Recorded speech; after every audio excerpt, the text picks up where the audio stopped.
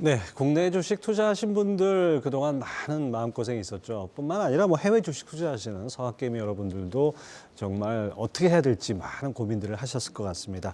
자, 상반기에는 증시 변동성이 좀 커질 것이라는 전망이 대체적인데요. 어떤 업종, 어떤 섹터를 봐야 될지 이 부분에 대해서 한번 얘기를 나눠보도록 하겠습니다. 한국투자증권 최보원 연구원 함께했습니다. 어서 오십시오. 네, 오랜만에 안녕하세요. 뵙겠습니다. 반갑습니다. 자, 먼저 지난해 세계 증시 동향부터 좀 점검을 해볼까요? 선진국 중심으로 평가를 한번 해주시죠. 아무래도 지난해는 상당히 좀 어려운 장이었다 이렇게 한마디로 말씀을 드릴 수가 있겠고요. 미국 중에서도 S&P 500 지수는 약 19% 빠진 상황이지만 나스닥 지수 같은 경우에는 사실은 33%가 빠졌습니다. 그 이유로 볼 수가 있는 게 국채 금리가 빠르게 오르면서 성장주에 대한 투자 심리가 위축이 되고 이 기업들에 대한 실적 회복 부담이 커졌기 때문에 조정을 크게 받았다라고 좀 보실 수가 있겠습니다. 그 나스닥의 그 수준하고 그 미국 국채 금리하고 어떤 상관관계가 좀 있죠. 아무래도 국채 금리가 뭐 3%를 좀 넘어서면은 이 성장주들이 상당히 좀 조정을 받는다. 이런 얘기가 이제 이번 주 저번 주에는 상당히 많이 나오고 있습니다. 그 이유가 바로 할인율 때문이다라고 예. 보실 수가 있는데 성장주 같은 경우에는 당장 내년에 꾸준히 돈을 번다라기보다는 장기적으로 보았을 때 계속해서 미래 돈을 벌 수 있다라는 이 기대감이 큰데 이 국채 금리가 올라가 버리면 그 비용 자체가 꾸준히 커지는 거기 때문에 성장주들은 실적이 둔화가 되면서 조정을 조금 더 받을 수 있다라는 게 빠르게 반영이 된 시기가 2022년이었다라고 보실 수 있겠습니다. 예, 그러니까 미국 국채 금리 3% 장기채가 3% 넘어가면서부터 이제 성장주 조정이 아주 본격화되고 그럼 거꾸로 역으로 하면 3%대로 다시 3% 밑으로 내려온다면은 이게 살 타이밍이다 이렇게 볼 수도 있겠네요. 아무래도 레벨 자체도 중요하지만 이 상승세가 둔화가 되면서 조금은 이 하락 국면으로 가고 안정화가 된다라는 거는 그 이외의 요인들을 생각을 할 수 있게 되는 거기 때문에 아무래도 좀 지금 상황에서는 긍정적으로 볼 수가 있다라고 말씀을 드릴 수 있겠습니다. 예, 뭐 금리 변화야 이제 앞으로 우리가 좀 중장기적으로 좀 봐야 될 부분이고 당장은 이제 상반기에 경기 침체 아니겠습니까? 기업 실적도 상당히 안 좋고 그런 측면에서 상반기 증시에는 글로벌 증시 상당히 변동성이 커질 것으로 지금 레포트에 쓰셨던데요.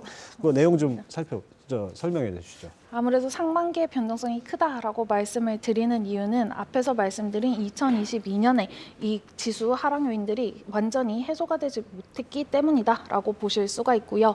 특히 단기적으로 1월, 2월과 같은 경우에는 사실 12월에는 일본은행이 기습적으로 정책을 또 발표를 하기도 했습니다.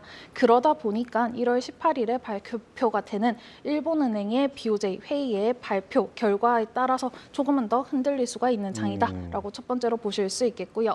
1월 중순부터 2월까지는 미국의 실적 발표가 예정이 되어 있는데 사실은 그 어닝 시즌을 앞두고 이익 전망치가 계속 하향되고 있다라는 점이 단기적으로는 좀 부담일 수가 있습니다. 이러한 요인들이 궁극적으로 이제 영향을 미치는 게 기업들의 실적인데 실적이 회복이 되는 시기가 사실은 단기적인 것보다는 올해 하반기로 조금 보고 있는 만큼 단기적으로는 이 기업 실적에 대한 부담이 매크로 지표에 따라서 주가 민감도를 높일 수 있다라는 측면에서 변동성이 높아진다라고 보고 있습니다. 네, 지금 뭐 이 어닝 시즌 시작되는 것이 작년 4분기 실적이잖아요. 맞습니다. 그러면 작년 4분기는 상당 부분 하향 조정되고 있는 거 봐서는 뭐 지금 이제 1월 어닝 시즌에서는 큰 기대보다는 오히려 좀 얼마나 충격을 흡수하느냐가 중요할 것 같은데요. 뭐 계속 이러지는 않지 않겠습니까? 맞습니다. 그리고 이번 4분기 그리고 내년 1분기 실적 발표 기간에는 점차 보셔야 되는 게 다르다라고 생각을 하는데요. 2022년 같은 경우에는 물가가 빠르게 오르는 환경이었던 만큼 비용 부담이 컸고 그쪽에 대한 발표가 증시를 크게 흔들었다면 지금 같은 상황에서는 비용 부담도 부담이지만 궁극적으로 이 매출, 즉 수요가 어느 정도 둔화가 되는지 이거를 어떻게 해소를 하는지에 초점을 맞춘 대응이 필요하다라고 생각을 합니다. 그리고 연구원님은 리포트 통해서 1월에는 전체 지수보다 업종별 대응이 유효할 것이다 이렇게 분석을 했는데요. 아무래도 이제 변동성이 커지니까 지금 상황에서 지수를 사기에는 좀 어려운 것 같습니다. 그래서 특히 이제 필수 소비재와 헬스케어 업종을 꼽으셨더라고요. 어떤 이유인가요? 아무래도 앞에서 말씀드린 것과 연장선이다라고 보실 수가 있는데 지금처럼 증시가 흔들리고 경기가 위축이 되는 시기에도 사실은 수요가 견조하다라는 측면에서 말씀을 드릴 수 있겠습니다. 하지만 필수 소비재 그리고 헬스케어 업종들 지난해에도 상당히 좀 견조했던 만큼 올해 같은 경우에는 조금 더 세분화해서 접근을 하실 수가 있으실 것 같아요. 아무래도 헬스케어 쪽에서는 조금 더 수요가 2022년부터 개선이 좀 되고 있는 의료 장비 쪽 그리고 필수 소비재 업체들 같은 경우에는 단순히 미국 내부를 기준으로 하기보다는 달러 약세 구간에서도 상대적으로 견조한 글로벌 유통업체들 그리고 소비재 업체들 보실 수가 있겠습니다. 네. 그런 관점에서 주목해 볼 만한 필수 소비재 기업은 어떤 것들이 있을까요? 아무래도 대표적으로 한국에선 좀 재미없어 보인다라고 생각을 하실 수가 있지만 P&G와 같은 업체들 보실 수가 있겠습니다. 사실 P&G는 SK2 사업 부문을 가지고 있어서 중국의 리오프닝 수혜를 받을 수 있다라는 SK2는 점이 화장품 브랜드죠. 맞습니다. 이 프리미엄 브랜드에 대한 수요가 중국 내에서 회복이 되는 시기에 조금 더 주목을 하실 수가 있고 그리고 이 지난해에는 달러 강세 압력이 더해지면서 사실은 매출 성장이 제한적이었던 만큼 올해는 달러가 약세로 진입을 하는 시기에도 조금은 더 수혜를 받을 수 있는 업체인 만큼 그런 측면까지도 볼 수 있는 업체로 대응을 하시기를 추천을 드립니다.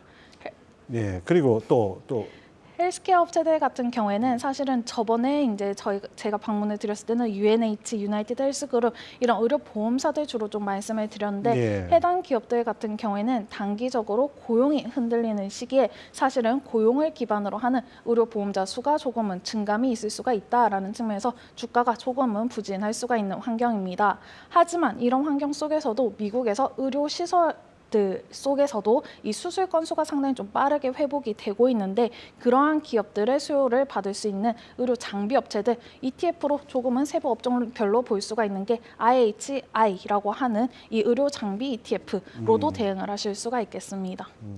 워런 버핏이 좋아하는 코카콜라는 필수 소비재가 아닌가요? 맞습니다. 이 P&G도 있지만 코카콜라, 펩시코 같은 경우에도 사실은 지난해 견조했지 않느냐라고 생각을 하실 수가 있지만 국채 금리가 빠르게 오르면서 배당 매력이 부각이 되지 좀 덜 부각이 됐었는데 올해는 그런 측면 조금 더 부각이 될 수 있고 해외에 아시아의 리오프닝 수혜도 좀 받을 수가 있는 이러한 업체인 만큼 2023년에 함께 주목해 볼 수 있는 업체다라고 생각을 합니다. 예. 다음에 일본을 좀 알아볼까요? 앞서 말씀하신 대로 일본은행 그 BOJ 회의에서 12월 달에 예상외의 아주 정책이 나왔어요. 장기금리 변동폭을 전격적으로 확대한 건데 상당히 놀랐습니다, 사실. 네. 2014년 이후 최고라고 들었는데 시장에 어떤 영향이 나타났습니까? 아무래도 2014년 이후에 최고라고 하는 거는 이제 지난주에 재무상 발표를 조금 인용을 해주신 것 같은데 사실은 이제 일본은행이 국채 금리를 이제 0.25%에서 0.5%로 올린다라고 하면 미국과 일본의 내외 금리 차가 줄어드는 이러한 영향이 나타나게 예. 됩니다. 즉 엔화가 계속해서 약세로 진행이 되었던 지난해하고는 다르게 올해는 조금 더 강세로 갈 수 있다라는 측면에서 대응이 필요하시고요. 그런 측면에서는 아무래도 대응을 해야 되는 업종별로도 그리고 기업별로도 상당히 지난해와는 달라질 것으로 보여집니다. 예, 뭐 이 일본만 혼자 마이너스 금리를 유지하긴 한 것도 한계가 있죠. 아무래도 예, 일본은 그랬. 근데 더구나 또 덧붙여서 일본은행 총재 이 구로다 총재가 상당히 장기 집권했는데 올해 4월로 임기가 만료됩니다. 이제 맞습니다. 새로운 총재가 올 경우에는 통화 정책에 어떤 변화가 있지 않을까 이런 기대도 하는데요. 어떻게 보십니까? 뭐 변화 가능성 자체는 이제 지난해보다는 훨씬 좀 높아질 것으로 보고 있습니다. 일본 내에서도 지금은 0.5%라고 말씀을 드렸는데 이게 0.7% 이상이 될 거다라고 생각을 하는 게 사실은 일본 내에서도 과반수를 넘어서고 있는 환경입니다. 이렇게 된다면 아무래도 엔화 강세 압력이 조금 더 커질 수 있는 만큼 지난해에 수출주가 부각이 되었다면 올해 같은 경우에는 조금 더 엔화 강세의 수혜주인 금융업종들 그리고 이제 내수업체들 그리고 조금은 수요가 더 개선이 되는 이 리오프닝 수혜주와 관련을 해서 조금 더 대응을 하실 수가 있다라고 말씀을 드리겠습니다. 그래도 뭐 일본 통화 정책의 불확실성이 좀 있다 해도 그래도 선호 업종이 있다면은 일본 시장에서는 어떤 업종이 있을까요?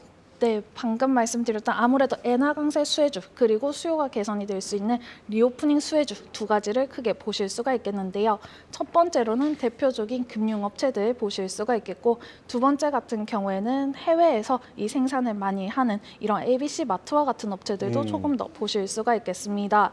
그리고 리오프닝 수혜주 같은 경우에는 사실은 항공주 주로 좀 생각을 하시는데 거기에 더해서 일본 같은 경우에는 철도 업체들이 상당히 좀 다양합니다. 그렇죠. 관광객이 오면. 네, 동일본 여객철도, 서일본 여객철도와 같은 업체들도 있으시고 이 공항을 운영을 하는 업체도 있습니다. 일본 공항 터미널, 이제 증권사별로 이제 모바일에는 이제 일본 공항 터미널 이런 식으로도 표현이 되어 있는데 그런 업체들 같은 경우에도 사실은 이 일본 증시가 크게 흔들리면서 조정을 받는다라고 하면은 다시 한 번 더 진입을 해볼 수 있는 업체이기도 하다라는 측면 말씀을 드릴 수 있겠습니다. 일본 통화 정책 변화로 엔화가 좀 강세가 된다면 상대적으로 그 부분은 조금 그 여행 수지 측면에서는 마이너스 요인이겠네요. 사실은 그런 측면에서는 그런 측면이 있다 보니까 이제 일본 측에서도 서서히 좀 대응을 하고 있지 않는가라고 생각을 하고요. 사실 이번에도 수출입 물가 지표들이 나오겠지만 사실 그렇게 되면은 이 수입에 대한 부담이 조금 더 줄어들 수가 있다라는 측면도 무시를 하지는 못한다라고 생각을 합니다. 그렇죠. 예.